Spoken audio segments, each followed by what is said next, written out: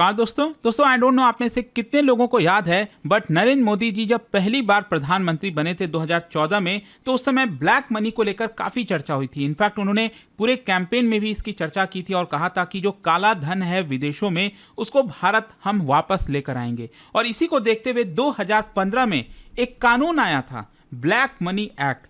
लेकिन अब क्या है कि सरकार इसमें बड़ा बदलाव करने जा रही है। या आप देख सकते हो खबर black money act under review. इसको थोड़ा सा हम डिटेल में देखेंगे कि आखिरकार इसकी जरूरत क्यों पड़ी और क्या हमने कोई सफलता हासिल की कि नहीं की। तो वो सब कुछ मैं आपको बताऊंगा। तो उससे पहले आप सबको बता दूं स्टडी आईक्यू का क्रैश कोर्स यूपीएससी प्रीलिम्स 2026 के लिए स्टार्ट होने जा रहा है। अगर आप इसके अंदर एनरोल करना चाहते हैं तो लिंक कमेंट सेक्शन में दिया हुआ है। यूज करिएगा code Ankit live maximum discount के लिए। और मैं आपको बता दूं इसके अंदर लाइव क्लासेस से लेकर previous year question test series और इस बार हमने पर्सनल मेंटरशिप भी रखा है प्लैटिनम प्लान में।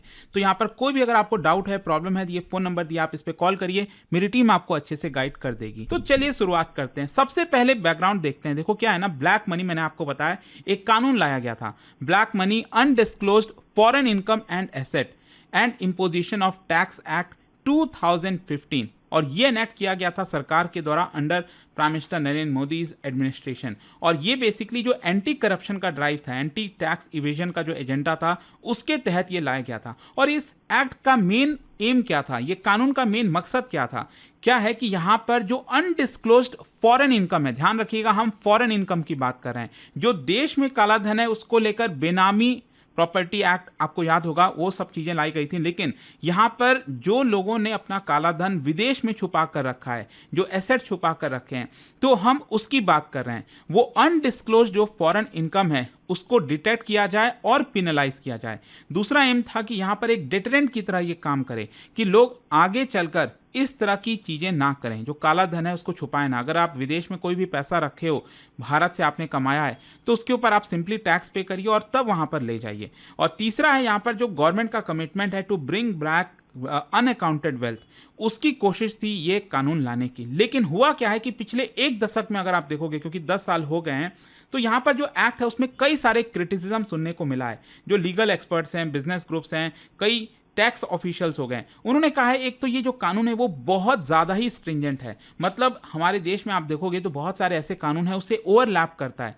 तो अगर ऐसा होगा तो काफ़ी कन्फ्यूजन होता है। मतलब इतना स्ट्रिंजेंट एक्ट है कि लोग यहाँ पर इसकी पालना ही नहीं करना चाहते। इसकी वजह से करप्शन भी बढ़ता है कि कौन जेल जाएगा। मतलब अगर आपने मान लीजिए 2 लाख रुपए भी छुपा के रखे हो तो उसके लिए आपको एकदम लंबे समय के लिए जेल भेज दिया जाएगा। तो इस तरह की चीज़ें इस कानून के अंदर है और इसी की वजह से यहाँ पर इसको रिविजिट करने की जरूरत है। तो इसको रिव्यू क्यों किया जा रहा है?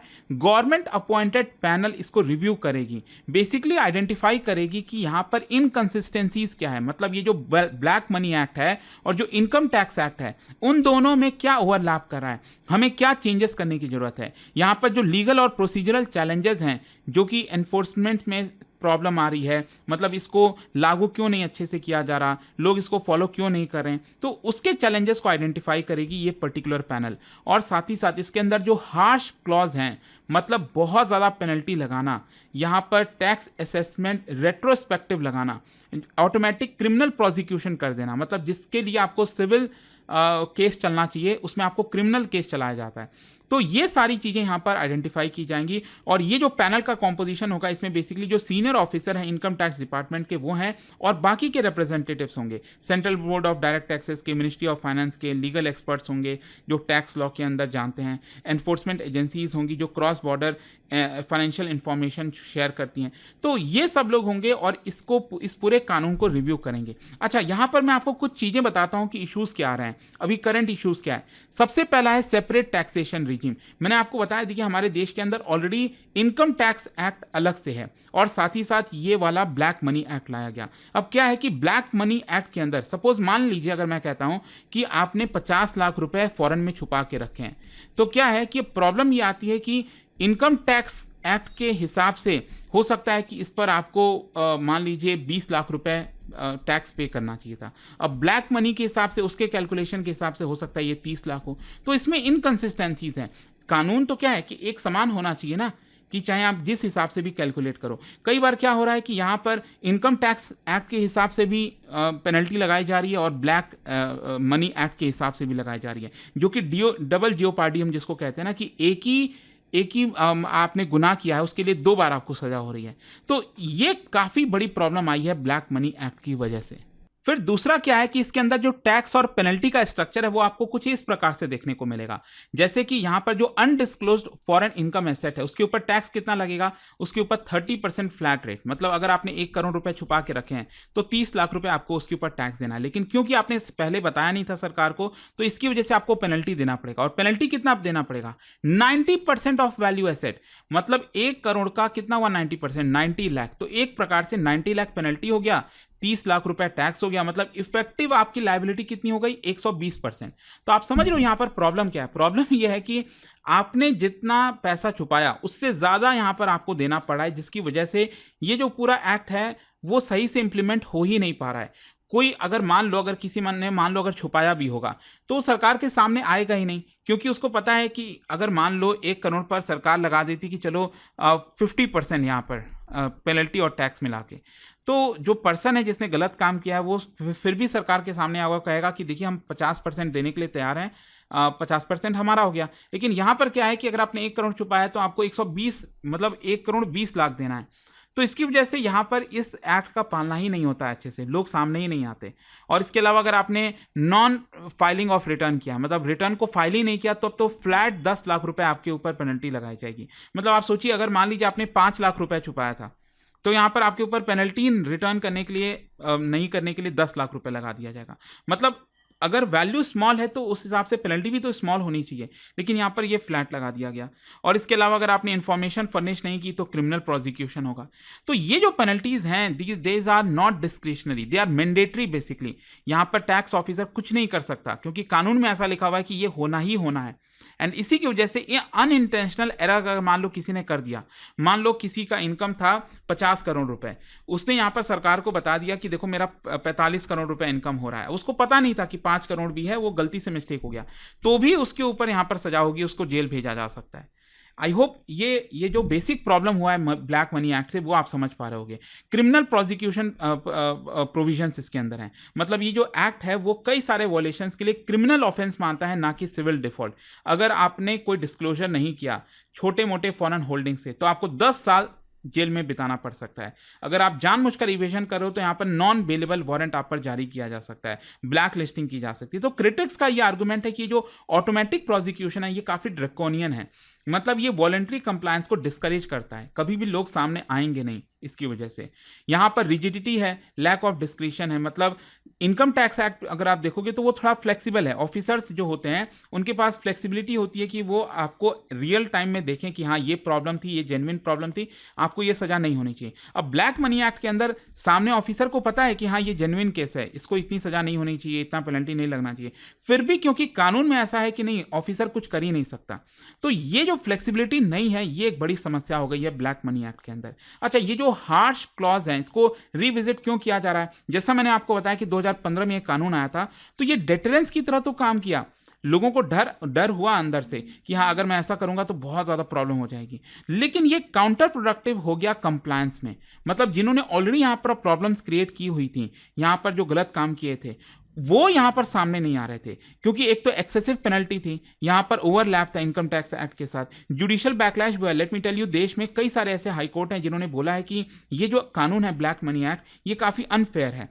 और इसकी वजह से क्या है कि जो ग्लोबल टैक्स एनवायरनमेंट है उसमें भारत कहीं ना कहीं पीछे रह गया है। ग्लोबली अगर आप देखोगे तो इस तरह का हार्श कानून नहीं है, यहां पर आपको सिस्टमिक तरीके से चला जाता है। लेकिन ये जो ब्लैक मनी एक्ट है इसमें काफी प्रॉब्लम्स है। तो अब क्वेश्चन ये है कि जो पैनल के द्वारा ये कानून को रिविजिट किया जा रहा है इसमें क्या क्या बदलाव किए जा सकते हैं। सबसे पहला है पेनल्टी का रैशनलाइजेशन, कि इस तरह से 120% इस तरह से चीजें नहीं होनी चाहिए।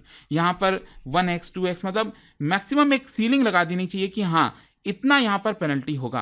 फिर डीक्रिमिनलाइजेशन, मतलब छोटे मोटे ऑफेंस के लिए यहां पर आपको जेल की सजा ना हो। हाँ ये बात अलग है कि विजय माल्या, नीरव मोदी इस तरह से अगर होंगे तो ऑब्वियस सी बात है वो एक अलग चीज हो जाती है। फिर दूसरा है आपका असेसमेंट रूल, मतलब जो टैक्सेशन है। अब मैं आपको बता दूं कि मान लीजिए आपने 2004 में लंदन में कोई प्रॉपर्टी ली हुई है जिसकी कीमत थी 1 करोड़ रुपए, आज उसकी कीमत लंदन में हो गई है 20 करोड़ रुपए। ठीक है, आप सोचिए 2004 में आपने लिया था 1 करोड़। तो यहाँ पर जब पेनल्टी लगती है वो अभी करंट मार्केट वैल्यू के हिसाब से लगती है, लेकिन एक्चुअल ज़्यादातर लोगों का कहना है कि ऐसा नहीं होना चाहिए।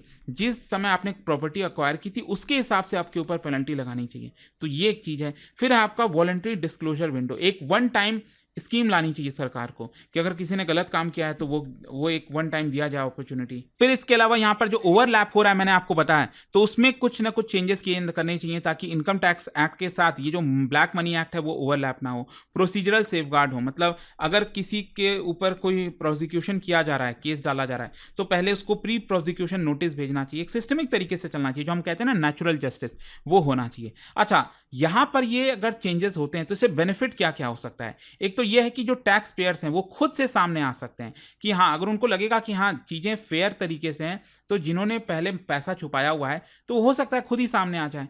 इसकी वजह से कोर्ट्स के अंदर जो बर्डन है वो भी कम होंगे, केसेस वगैरह कम हो जाएंगे। यहाँ पर इन्वेस्टर्स का कॉन्फिडेंस बढ़ेगा, एडमिनिस्ट्रेटिव एफिशिएंसी आ जाएगी और जो इंटरनेशनल बेस्ट प्रैक्टिसेस हैं उसके साथ अलाइन होगा। लेकिन हाँ, इसको लेकर क्रिटिसिज्म भी हो रहा है कि सरकार अगर ये ब्लैक मनी के कानून को थोड़ा सा कम हार्श कर रही है तो इसका मतलब कहीं ना कहीं डेटरेंस वीक हो जाएगा। लोगों को लगेगा अरे चलो ठीक है 50 करोड़ का घपला कर देते हैं, सरकार को फिर 20 करोड़ दे देंगे अगर मान लो पकड़ा गए तो, अदरवाइज पूरे के पूरे 50 करोड़ हमारे हो गए। तो इसकी वजह से पॉलिटिकल बैकलैश भी हो सकता है, मॉरल हजार्ड भी है कि जिन लोगों ने पहले वाले कानून के हिसाब से अगर मान लो इतनी सारी पेनल्टी दी है उनको तो दुख होगा ना कि सरकार अब चेंज कर दी, जिन्होंने गलत काम किया अब उनको कम पेनल्टी देनी पड़ी है। तो काफ़ी सारी इस तरह की चीज़ें हैं, क्रिटिसिज्म भी देखने को मिल रहा है। अच्छा, मैं आपको बता दूं, सरकार जो है ब्लैक मनी को फाइट करने के लिए कई सारे कानून लेकर आई। एक तो ब्लैक मनी एक्ट मैंने आपको बताया, फिर 2016 में बेनामी ट्रांजैक्शन प्रोहिबिशन अमेंडमेंट एक्ट आया। ये बेसिकली देश के अंदर अगर आपने अनअकाउंटेड कैश रख रखा है, अगर कोई एसेट रख रखा है, ब्लैक मनी छुपा रखा है, तो उसके लिए सरकार कानून लाई। फिर डिमोनेटाइजेशन भी सरकार का कहना था कि यहाँ पर हम लेकर आ रहे हैं ताकि ब्लैक मनी ना रहे, जो कि उतना सक्सेस नहीं हुआ, हम सब जानते हैं। खैर, यहाँ पर हमने इंटरनेशनल एग्रीमेंट्स को भी जो है साइन किया है, जैसे foreign account tax compliance act हो गया, OECD का जो कॉमन रिपोर्टिंग स्टैंडर्ड हो गया। तो कोशिश यही है कि ज़्यादा से ज़्यादा हम ब्लैक मनी से फाइट कर सकें। लेट्स सी आगे इससे कुछ बदलाव होता है नहीं होता है, बट मैं आपको जस्ट बताना चाहता था कि ब्लैक मनी कानून में सरकार जल्द ही बहुत बड़ा बदलाव करने जा रही है। और जाने से पहले एक बहुत इंटरेस्टिंग क्वेश्चन, क्या आप बता सकते हो जो नैरो मनी होता है, अक्सर आपने इकोनॉमी में पढ़ा होगा ब्रॉड मनी, नैरो मनी का कॉन्सेप्ट, तो नैरो मनी के अंदर क्या क्या चीजें आती हैं इसमें से आपको बताना है। और उसका राइट आंसर आप सब जानते हैं, मेरे इंस्टाग्राम पर तो मिलेगा ही, वहां पर अगर आप नहीं हो कोई बात नहीं, टेलीग्राम से ले सकते हैं इसका सही उत्तर। और दोस्तों, जैसा मैंने आपको बताया, अगर आप प्रीलिम्स की तैयारी कर रहे हैं, प्रीलिम्स देंगे 2026 में, तो ये क्रैश कोर्स जरूर ले लीजिएगा, क्योंकि इसमें आपको पूरी प्रिपरेशन प्रीलिम्स पर्सपेक्टिव से ये हम कराने जा रहे हैं। आपको बस यूज करना है ये code Ankit live, maximum discount के लिए लिंक कमेंट सेक्शन में दिया हुआ है, और ये फोन नंबर है, यहां पर आप कॉल कर सकते हैं, मेरी टीम आपको अच्छे से गाइड कर देगी। दोस्तों, आ गया है success in prelims SIP batch, उन एस्पिरेंट्स के लिए जो रिवीजन में स्ट्रगल कर रहे हैं या फिर प्रीलिम्स को दोबारा क्रैक करने का प्लान बना रहे हैं। अब चाहे आपने अभी शुरुआत की हो या प्रिपरेशन को नया बूस्ट देना चाहते हो, या एक ही बैच सबके लिए परफेक्ट है। क्या मिलेगा इस बैच में? लाइव क्लासेस हर कॉन्सेप्ट को डिटेल में समझने के लिए, previous year questions and CSAT paper 2 classes, current affairs and NCERT coverage, test series plus revision notes, special prelims focused classes and 1-on-1 personal mentorship. दोस्तों, बैच स्टार्ट हो रहा है 10 नवंबर शाम 6 बजे से और इसकी वैलिडिटी 8 महीने की है। So don't miss out. यह बैच बना है उन स्टूडेंट्स के लिए जो अपना UPSC 2026 प्रीलिम्स क्रैक करना चाहते हैं, एक फोकस्ड, डिसिप्लिन्ड और स्ट्रक्चर्ड स्ट्रैटेजी के साथ। बैच को ज्वाइन करने के लिए डाउनलोड करिए स्टडी IQ ऐप या वेबसाइट पर जाइए और सर्च करिए success in prelims and use करिए code Ankit live for maximum discount. और दोस्तों, अगर अभी भी कोई डाउट हो तो इस फोन नंबर पर कॉल करिए 092400239293। स्टडी IQ IAS, आपका सिलेक्शन हमारा मिशन।